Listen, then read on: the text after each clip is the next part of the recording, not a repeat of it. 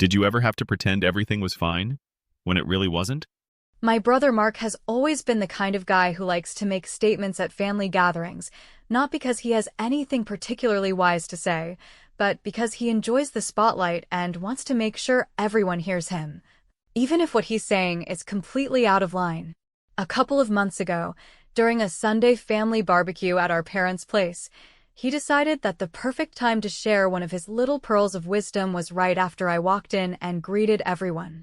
I had barely set my purse down when he turned to me, with that half smirk he uses when he's about to try to embarrass someone, and said, loud enough for every aunt, uncle, and cousin to hear, you know. Maybe next time you could stop showing up empty-handed to these things. We all pitch in, and it'd be nice if you did too. He said it in this fake joking tone, but I know Mark well enough to know that he meant every word. For a second, I didn't even react because I was so caught off guard. I stood there thinking, empty-handed? That was the word he picked? It's funny, because in that moment I could have rattled off a whole list of things I'd done for him and his family over the years, things that cost me time, money, and energy that I never asked to be repaid for, things I never even mentioned to the rest of the family. But of course, none of that counts in Mark's little scoreboard, because if it's not a store-bought platter of food or some expensive bottle of wine that he can parade in front of everyone, then it doesn't exist in his mind. I just smiled at him, that tight smile you give someone when you're trying not to start a fight in front of everyone, and I said, sure, Mark, I'll keep that in mind. My mom chuckled awkwardly, trying to smooth it over, and my dad gave me this quick side glance like he knew I was annoyed, but Mark just went right back to talking to someone else like he'd just done me a favor by teaching me a lesson. I spent the rest of that barbecue going through the motions, chatting with people, but in my head, I was replaying his comment over and over, and the more I thought about it, the more I realized just how much he had taken for granted over the years. Here's the thing, I've never been the sibling who makes a big deal about what I do for others. When Mark and his wife, Jessica, first had their daughter, I was the one who practically lived at their house for the first month, helping with laundry, cooking meals, and watching the baby so they could nap. When their son was born 2 years later, I took vacation days to drive Jessica to doctor appointments when Mark couldn't get out of work. I've covered last-minute babysitting so many times I've lost count, brought over groceries when I knew they were tight on cash, and even paid their electric bill once without telling anyone because I didn't want my niece and nephew to go without power in the middle of winter. I never did these things for recognition, but I also never thought I'd get slapped in the face for it either. What made me angrier than the comment itself was the public nature of it. If Mark had pulled me aside and said something privately, though it still would have been wrong, it wouldn't have had the same sting. But saying it in front of the whole family? That was him trying to establish some kind of dominance, to make it clear that in his mind, I was the one who needed to step up, while he was the great provider. And the truth is, that little stunt said a lot more about him than it did about me. So I kept my mouth shut during the barbecue, but by the time I got in my car to drive home, I knew I wasn't going to let this go. I wasn't going to blow up his phone and start an argument.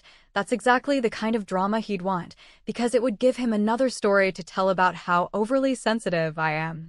No, I decided I was going to do exactly what he told me to do. He told me to stop showing up empty-handed, and I would. In fact, I'd stop showing up at all. If my presence, my time, my help, and all the invisible things I do don't count as showing up with something, then he could find out what it really feels like when I bring absolutely nothing to the table, including myself. And here's the best part. I wasn't going to announce it, explain it, or warn him. I was just going to let him live with the results. Let him scramble when he needed someone to watch the kids on short notice. Let him figure out how to juggle hosting and cooking without an extra set of hands. Let him experience family gatherings without my quiet, behind-the-scenes work holding them together. It's funny, because as I drove home that night, instead of feeling upset like I thought I would, I actually felt calm. Almost smug. I had been playing the role of the helpful, dependable little sister for so long that I'd practically made myself invisible. Mark never had to think about all the things I did because they just happened. Well, they were about to stop happening. And I'll tell you this, when you've spent years making someone else's life easier, the best way to show them your worth isn't to yell about it. It's to let them try living without it. The next family event was already on the calendar, and I knew exactly what I was going to do. Nothing. Absolutely nothing. You know, when I think back over the years, I realize just how much of my relationship with Mark has been built on me quietly stepping in whenever he was in over his head, and it's almost laughable now to see how none of it ever really registered with him. As if the only contributions that matter are the ones you can hold up in front of people like a trophy. From the outside, Mark has always been that picture-perfect big brother, the reliable one, the provider, the guy who hosts barbecues and talks about his job and his house and his family with this air of authority, like he's the one holding it all together. And I never cared about that image because I knew my place in the family was different. I was the one who filled in the cracks, the one who made sure things didn't fall apart behind the scenes, and I didn't need applause for that. But it's amazing how much you start to see things differently when someone throws a comment like, empty-handed at you, because once that seed is planted, you start remembering every single time you stepped up without being asked and without making a fuss about it. And you start realizing that the people who benefited from it either never noticed or decided to forget. Like the winter his electric bill went unpaid because he and Jessica had overspent on holiday gifts, and the company sent a shut-off notice. He called me in a panic, not because he wanted money, he actually called just to vent about how stressful it was, but I could hear in his voice how scared he was that his kids would come home from school to a freezing house. I paid that bill online that same night without saying a word, and the next day, when he told me the power company had given him an extension, I just nodded along and let him believe it. Or the summer his daughter went to camp 2 states away, and the pickup date fell on a day he had a huge work presentation. I cleared my entire schedule, drove 3 hours there, sat through the end of camp ceremony, and drove 3 hours back with her, making sure she had her favorite snacks in the car. He thanked me once in passing, and that was that. Then there were all the little things, dropping off school supplies when Jessica realized the kids were missing items on their lists, staying late after family events to clean up the kitchen so they could leave early with the kids, running last-minute errands for them when they were too busy to get to the store. None of these things were ever framed as bringing something because they weren't flashy, they weren't displayed on a table for everyone to see. They were invisible contributions, and invisible things are easy to take for granted. Mark's always been the type who values appearances, and maybe that's the real problem. If you bring a big, store-bought cake to a family gathering, everyone can see it, everyone can praise it, and you get that public recognition. But if you've spent hours the week before making phone calls, helping his wife sort out a problem with the kids' school schedule, or picking up extra groceries so they wouldn't have to stretch their budget, no one notices, and in his mind, it might as well not have happened at all. I never realized how much I had been enabling that mindset until the day of his little empty-handed speech. And here's the truth that I think a lot of people in families like mine will understand. When you're the dependable one, the fixer, the person who doesn't make a fuss, people stop seeing your help as a gift. It becomes an expectation. You could move mountains for them and they'd barely nod in your direction, but the moment you don't show up with something that fits their narrow idea of contribution, suddenly you're the one who's slacking. That's what really got me about what Mark said. It wasn't just wrong, it was ungrateful in a way that hit me harder than I expected. So that night, after the barbecue, I sat down and thought about how much I'd actually been doing for him and his family, and how little of it he truly valued. And I decided that if he only measures worth in what you physically bring to the table, then I would give him exactly what he asked for: nothing. No help, no support, no showing up with my time, my energy, or my money. And I wasn't going to announce it or defend it. I was just going to start living my life without building it around his needs. The first opportunity to put this plan into motion came almost immediately. My niece's birthday was coming up, and I had been there for every single one of her birthdays since she was born. Usually I'd arrive early to help set up decorations, run last-minute errands for Jessica, and make sure everything was ready before the guests arrived. This time, I didn't even RSVP. I just stayed home. And let me tell you, the silence from me spoke louder than anything I could have said.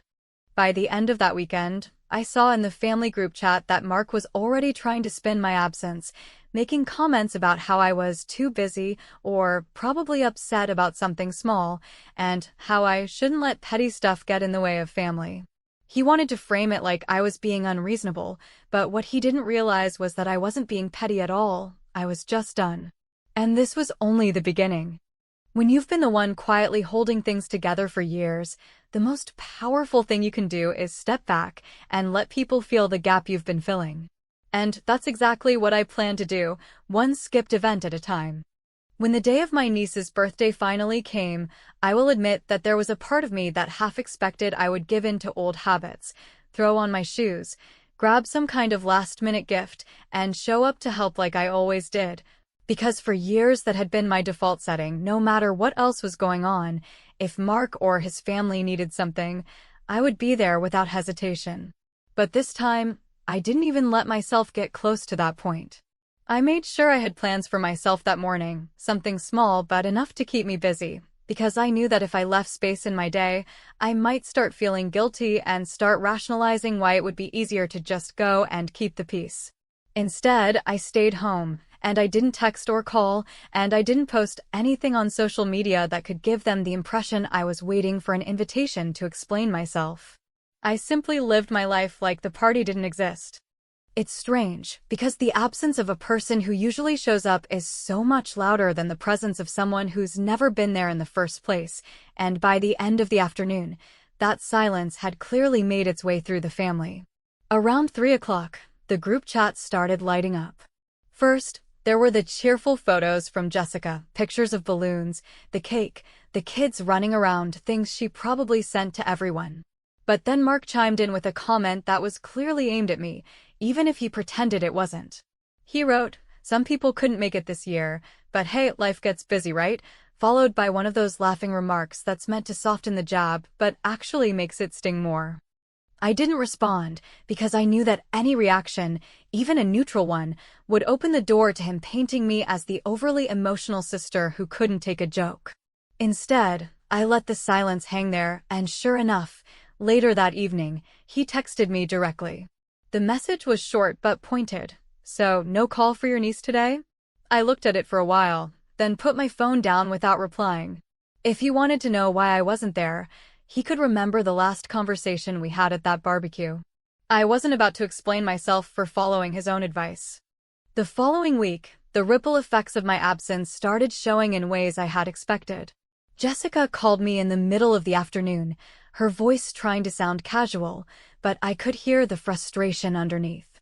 She said, "Hey, I just wanted to check in because you've seemed different lately. I mean, I noticed you didn't come to the party, and you've been quiet in the chat."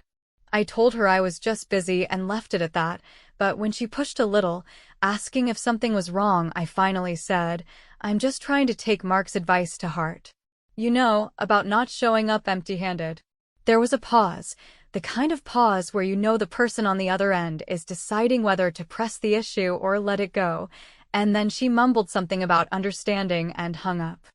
Over the next couple of weeks, I started making small but deliberate changes in how I interacted with them. If they asked me to pick up something on my way to a family gathering, I simply said I couldn't. If they needed someone to watch the kids for a few hours, I suddenly had other plans. I didn't make a scene about it. I didn't even bring up the reason, but I knew they were starting to feel the difference. For so long, I had been the built-in safety net they could count on without a second thought, and now that net was gone. The interesting thing is, I could tell Mark was becoming more irritated, even though he never addressed it directly. He started making little comments in the group chat about how some people don't make family a priority, and every time I ignored it. I knew he wanted me to bite, to give him something to work with, but the real power in this kind of situation comes from refusing to play the game at all. The final proof that this was working came when my mom called me one evening. She said she had talked to Mark earlier, and apparently, he had been stressing about how hard it was to get everything done for family events without enough help. She didn't connect it to me directly, she just mentioned that he seemed overwhelmed, but I knew exactly why. For the first time in years, he was experiencing what it was like to manage all of it on his own, without the invisible labor I had been contributing. What he didn't know, and what I had no intention of telling him yet, was that this was just the first step. My absence at the birthday party wasn't a one-time statement. It was the beginning of a shift where I would no longer be the person quietly holding things together while being treated like I brought nothing to the table. If Mark wanted to see what it looked like when I truly brought nothing, I was prepared to show him, slowly, piece by piece, until the reality of my worth was something he couldn't ignore or spin into one of his little public jokes. And as I sat there that night, phone buzzing with yet another group chat message from him that I didn't open, I realized something important.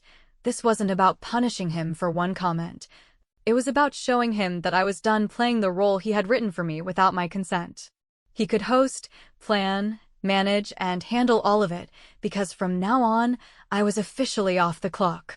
Once the birthday had passed and the dust settled, I knew the real test would be whether I could stick to my decision over the long term, because it's one thing to skip one event and feel a rush of satisfaction in knowing you've made a point, but it's something entirely different to fundamentally change how you interact with your family after years of automatically stepping in whenever there was a need. For so long, my role had been so ingrained that I almost didn't have to think about it. Someone would call or send a quick message, I would rearrange my schedule, and without even questioning it, I would show up. But now, I was choosing not to show up, and while it might sound easy to simply stop helping, the truth is that it takes a certain amount of discipline to resist the urge to jump in and fix things, especially when you know exactly how bad it's going to get without you there. The weeks after my niece's birthday gave me my first real opportunity to pull out in a way that Mark and Jessica couldn't ignore. There was a school fundraiser coming up, something I had been involved in for years, not because I loved spending my evenings in the cafeteria folding raffle tickets, but because Jessica often found herself overwhelmed with the amount of coordination it required. Every year, she would call me a few days before and ask if I could help with setup or cover for her when she needed to step away. Normally, I'd say yes without hesitation, knowing that if I didn't, she'd be scrambling. But this year, when the text came through, short and casual, as though my help was just assumed, I wrote back, "Sorry, I can't this time. I've got other things going on." I could practically feel the confusion through the silence that followed, because in her mind, other things had never taken precedence before. That single no was like the first loose thread being pulled from a sweater, because once you say it once, it becomes much easier to say it again. The next time they needed a babysitter for a Saturday night, I had plans. When they asked if I could grab a few extra groceries for them on my way to a family dinner, I wasn't able to. The moments that used to be automatic yes were replaced with polite, non-specific no's, and it didn't take long for them to realize that something had shifted. What made it even more effective was that I didn't offer excuses or lengthy explanations. I didn't argue, I didn't hint at being upset, I didn't even bring up Mark's barbecue comment.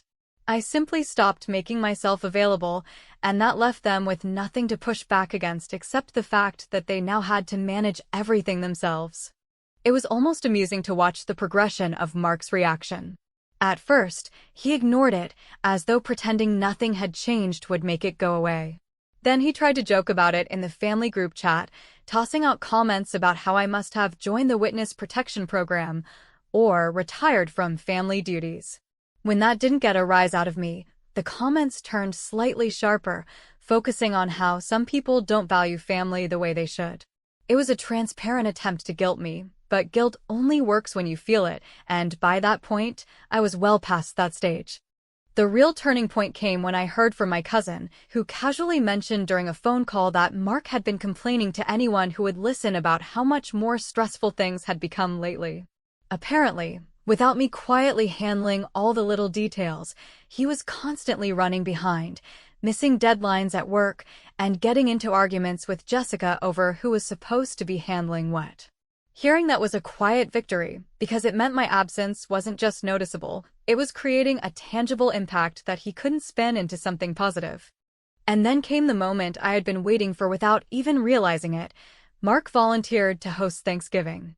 This was not something he had ever done before, because while he liked the image of being the generous host, he had always relied heavily on my help to actually pull it off. When our mom usually hosted, I was the one in the kitchen with her from morning until night, coordinating dishes, keeping the kids occupied, making sure things ran smoothly. Mark had seen me do it countless times, but he'd never been the one responsible for it all, and I knew without a doubt that he had no idea what he was in for. The fact that he volunteered told me one of two things. Either he was trying to prove a point by showing he could handle a major holiday without me, or he genuinely thought it would be easy because he assumed the rest of the family would pick up the slack. Either way, it was an opportunity one wasn't about to waste. I decided then and there that not only would I stay out of the preparations completely, but I would also make sure I arrived as just another guest, on time but not early, empty-handed in the most literal sense of the word. No side dishes, no desserts, no offers to help with setup or cleanup. Just me, sitting back and watching how it played out. By the time Thanksgiving rolled around, the groundwork had been laid. Mark and Jessica had already been dealing with the strain of handling everything themselves for weeks, and now they were about to face the biggest family event of the year without the safety net they'd relied on for so long. I didn't know exactly how it would unfold, but I was certain of one thing. Whatever happened that day, it would leave a mark that couldn't be ignored. And the best part was that I didn't have to lift a finger to make it happen. My absence had already done most of the work for me. Thanksgiving at Mark's house was something I had been anticipating for weeks, not because I was looking forward to it in the usual way, but because I knew it would be the perfect setting for everything I had been quietly working toward since that day at the barbecue, and for the first time in my life. I was going to walk into a family gathering without a single ounce of responsibility on my shoulders. I didn't offer to bring a dish, I didn't check in to see if they needed anything, and I certainly didn't arrive early to set up tables or chop vegetables in the kitchen. I showed up exactly at the time we were told to arrive, greeted everyone politely, and then sat down in the living room while the chaos played out around me. It didn't take long to see that Mark was already in over his head. The kids were running wild, the turkey wasn't even close to being ready, half the side dishes were either forgotten or burned, and Jessica looked like she was on the verge of tears as she tried to keep the kitchen from completely falling apart. I could feel the temptation rising in me to get up and start fixing things, the way I always had in the past, because it's second nature to step in when you see people drowning in tasks you know you can handle. But I reminded myself that this was exactly what they had earned. If my help was so invisible that it didn't count as bringing something, then it was better for them to fully understand what life looked like without it. So I stayed seated, sipping my drink and making conversation with my cousins, all while keeping one eye on the growing disaster in the dining room. The smell of something slightly burnt drifted in, voices were raised in the kitchen, and more than once I heard Mark mutter something under his breath as he realized just how far behind they were. When dinner was finally served, almost an hour late, it was clear that everyone at the table had picked up on the tension. The turkey was dry, a couple of the side dishes had gone cold, and people were quietly making jokes about how this wasn't quite the Thanksgiving they were used to. And then, right in the middle of the meal, my mom, who has a habit of speaking her mind without much thought for timing, looked around the table and said, "You know, this really makes me appreciate how much work it takes to keep these holidays together. We've been spoiled for years with how smoothly things run." It was an innocent enough comment, but the way she looked at me as she said it made the entire table pause. There was a moment of silence, the kind where you can practically feel the shift in the air, and I just smiled and said, "I thought I was always empty-handed." The look on Mark's face in that moment was something I will never forget. He opened his mouth like he was about to respond, then closed it again, probably realizing there was nothing he could say that wouldn't make him look worse. Jessica's cheeks turned pink, and a couple of my cousins glanced at each other with that subtle recognition that something unspoken had just been laid bare for everyone to see. I didn't push it, didn't rub it in, because I didn't need to. My point had been made without me having to spell it out. After dinner, while everyone was busy either helping clean up or wrangling kids, I quietly gathered my things and left. But before I got in my car, I walked up to their front door and placed a small box on the welcome mat. Inside, I had printed copies of receipts, notes, and reminders from over the years, records of the bills I had paid for them, the errands I had run, the things I had purchased without being asked for reimbursement. There were also a couple of handwritten notes from their kids that I had saved, little thank yous they had made in crayon when I had babysat or helped them with projects.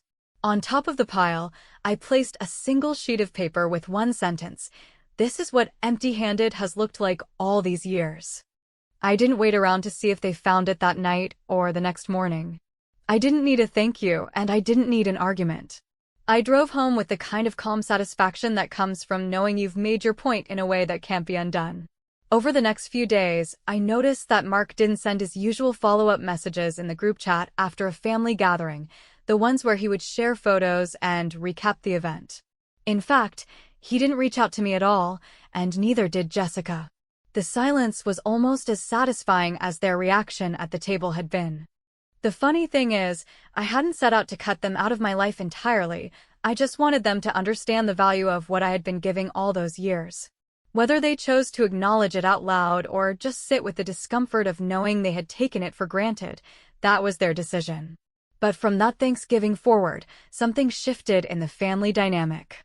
People started noticing the work I used to do because now it wasn't getting done, and even though no one said it outright, I could feel the difference in how they looked at me. I wasn't just the sister who showed up empty-handed anymore. I was the one who had quietly been holding more than they realized, and now that my hands were empty, the weight had fallen squarely where it belonged.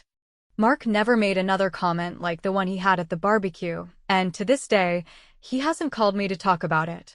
Maybe he's embarrassed, maybe he's still angry, or maybe he finally understands and doesn't know how to say it. But honestly, I don't need to know.